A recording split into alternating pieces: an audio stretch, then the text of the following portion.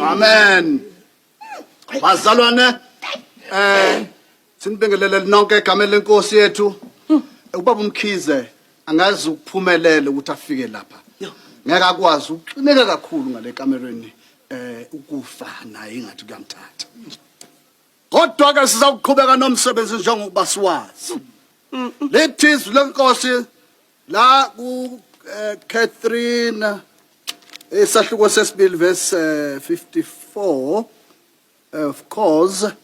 lithi indoda eze lwe indoda eze bazalane ngizoliyeka iBhayibheli ngoba lo msebenzi ngiwazi kakhulu kade ngangibangcwaba mina abantu uyabona ngangcwaba umhlongo lapha lo wayithwala amalahle Orlando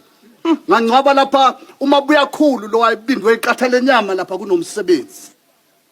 halithi lapha isilonkosi indoda zelwe iyaqhakaza njengeblom iphindi shabalale futhi njengoba ibune njengoba amablom ebuna ebusika uma sesiphethelela lenkosi basalane inkosi ayibonge kahle kancane mntu baba umfundisi sicela ukuthi uyeke lamabloom ukhulume ngomfukeni la lo muntu esize naye la umfowethu nami bengifisa ukufakaza ngalo mama esihlangene ngaye la bekuwumuntu othanda abantu bonke nami futhi bengimhlonipha